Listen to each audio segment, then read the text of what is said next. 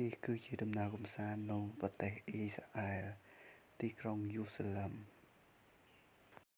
ដែលមានទីកន្លែងស្អាតគួរឲ្យទាក់ទាញភ្ញៀវទេសចរដើម្បីដើរដំណើរកម្សាន្តទាំងនេះគឺអ្នកដឹកនាំបានណែនាំពីគុណសម្បត្តិរបស់ទីក្រុងយូសាឡឹមដើម្បីឲ្យអ្នកទស្សនានឹងបានតាំង Time you will hear somebody shouting, Herbert Bass, come! Yalla! You brought it on yourself. Okay? Yes. I don't feel the spirit, guys. If I'm going to sleep at 3. If I have more power than you have a problem.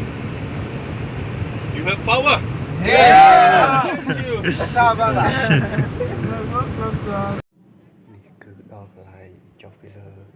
ថយន្តហើយមានប្រជាជនចម្រុះជាច្រើនផ្សេងគ្នាជនជាតិស្បែកខ្មៅឬក៏ជនជាតិសយ៉ាង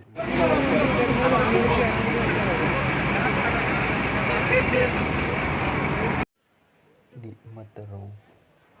តំណាងឲ្យបេះដូងនៃប្រទេសអ៊ីស្រាអែលការលក់វត្ថុអនុស្សាវរីយ៍នៅតាមដងផ្លូវដែលមានដូចជាមួកឬក៏កន្សែងឬក៏បោះផ្សេងស្អាតជាច្រើនទៀត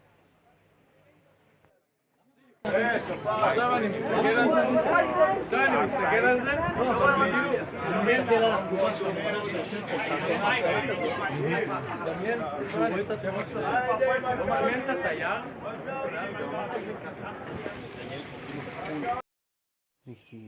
កន្លែងសាសនារបស់ប្រទេសអ៊ីស្រាអែលគឺកាន់សាសនាយេស៊ូគ្រីស្ទ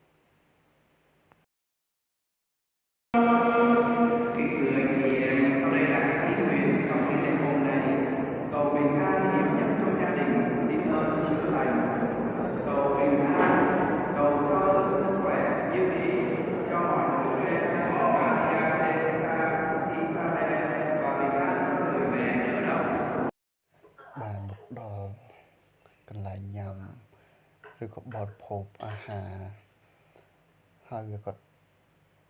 ដល់ម៉ោង12ថ្ងៃត្រង់នេះផងដែរ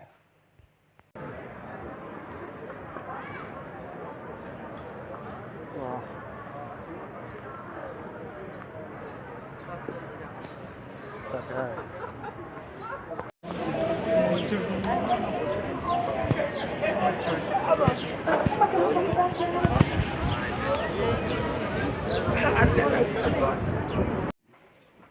ចំណែកឯ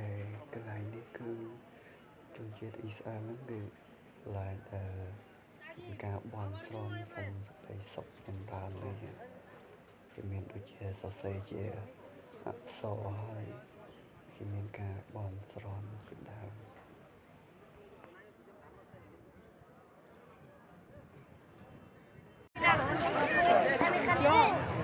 נו, תפעיל את המיקרופון. יש לי פטנט.